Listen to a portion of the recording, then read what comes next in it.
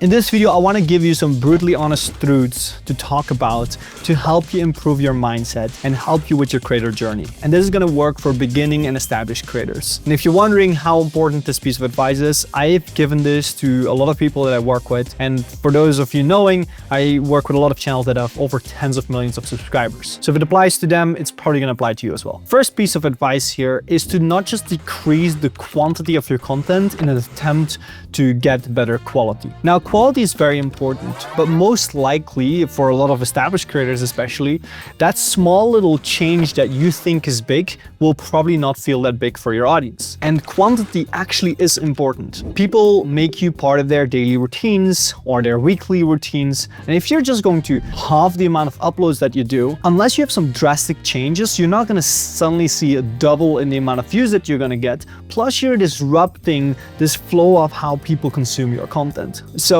the best piece of advice is that if you're going to increase your quality, try to do it within the framework of how often you upload your content. And that's often the best way to improve. The second piece of advice, and surprisingly, a lot of big creators also still make this mistake, is do not listen to your comment section as much as you do. Your comment section aren't growth experts. They don't know what is preventing you from reaching that further audience. They may have their preferences, they'll vocalize something they don't like, or maybe they were really happy about a certain thing and you can listen to the emotional sentiment of your audience. But when it comes down to where you're going wrong and where you're going right, they're not growth experts. They haven't looked at your retention charts and they're typically talking from a personal perspective. Audiences in comment sections, they don't mean bad. They're trying to be helpful. But just because somebody is trying to be helpful doesn't mean that their advice is actually going to help you. So instead, rely on data analysis, look into things yourself and learn from videos as this and the many other channels that are out there, or even your consultants that you may work with, in order to improve your content. Also, one other thing that you want to think about with your comment section, this is often the vocal minority rather than the passive majority that's watching your content. In many cases, less than 1% of your audience may actually comment.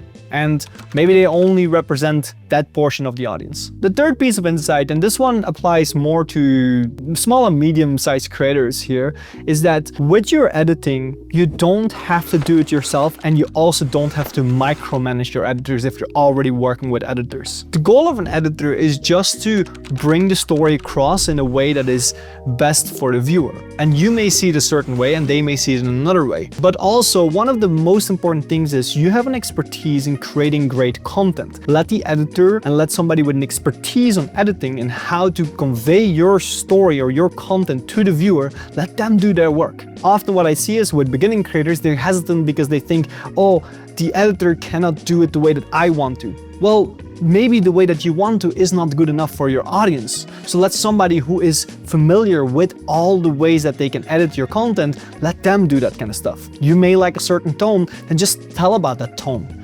But the editor may be J-cutting and L-cutting, and you may not even think about that one. Let them do their work. And if you're a big creator, don't leave 500 notes on an editor, because then the creative vision and all of their knowledge will get lost because you're forcing them to do the thing your way, while it might not necessarily be the best way. A lot of editors get a lot of experience, so let them do their thing. The fourth piece of advice here is, if your content doesn't work, let's say you've done all your work and it goes great and it doesn't perform, what can you look at first? So I always say that whenever you find a content piece not performing up to par, there's either one of three things that went bad. Number one, maybe your strategy wasn't as solid as you thought it was. Maybe you didn't look too much into the data, whether this video topic or this video format had enough outlier potential or a large enough addressable market. Maybe something in your strategy, maybe some way that you segmented your video wasn't up to par, and that's the reason why it flopped. Now, the second way that your video could fail is that maybe your strategy was really solid, but the way you produced your content piece,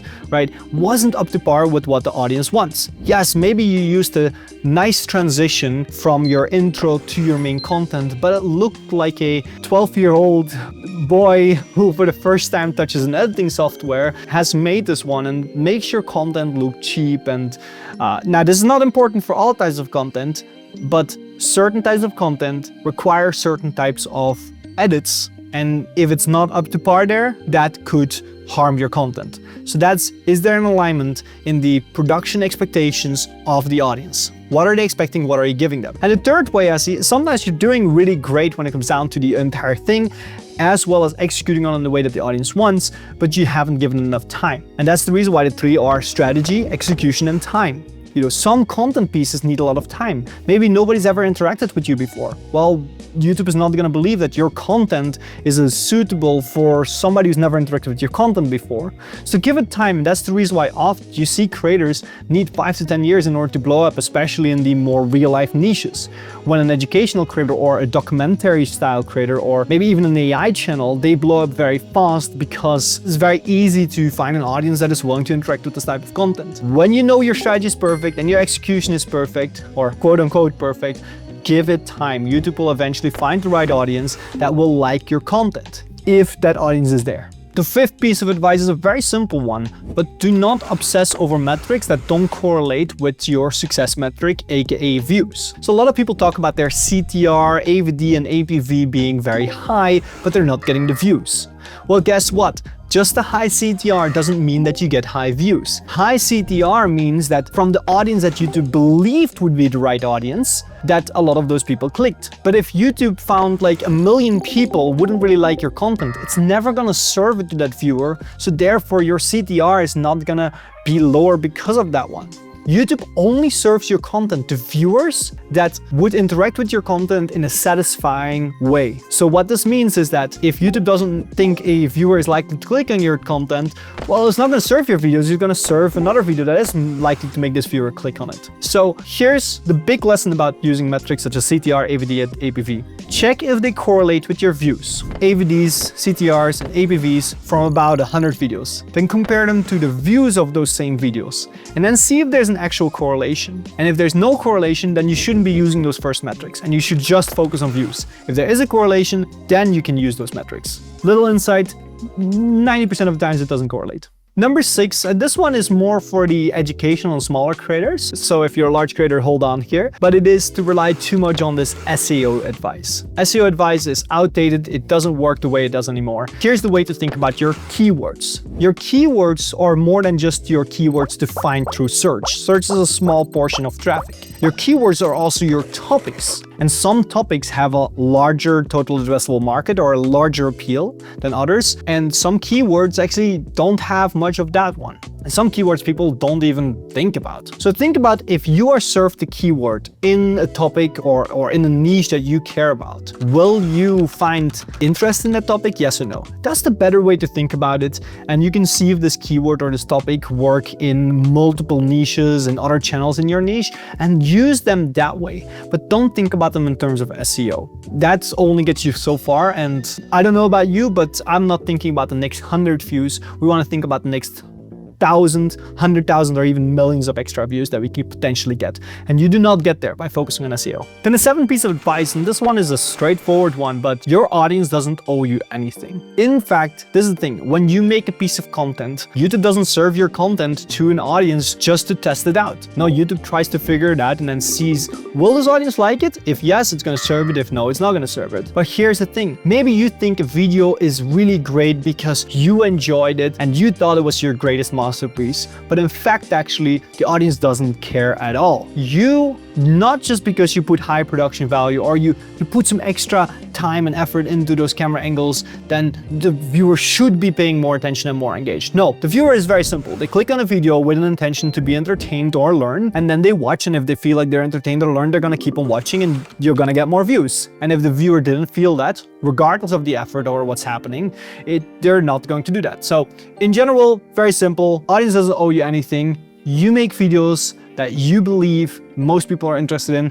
and if they're not gonna click. If they are, you're gonna get a lot of views. The next piece of advice is that consistency is important. I know that there's a lot of people telling you that you don't have to worry too much about consistency. You know, as long as you upload content that is great, you'll be fine. Well, here's the thing. A lot of the performance of your video doesn't come from new viewers finding and discovering your videos. It's from your returning audience continuing to interact with your videos. If somebody's seen your video, they liked it, and they're now served another video from you that they will most likely interact with very well. So here's why consistency is important and why you shouldn't underrate it. First of all, it touches on your returning audience. Your returning audience has made you a routine. And because of that, there's a type of expectation that your content is going to come at this time. They will not forget about you, and because of this routine, it's easier to remember you. Second of all, if you don't upload for long enough, you may lose that relevance within the minds of the viewers who interact with your type of content regularly. And because of that, you may lose that inherent interest in the familiar experience that your content gives them. So that consistency of consistently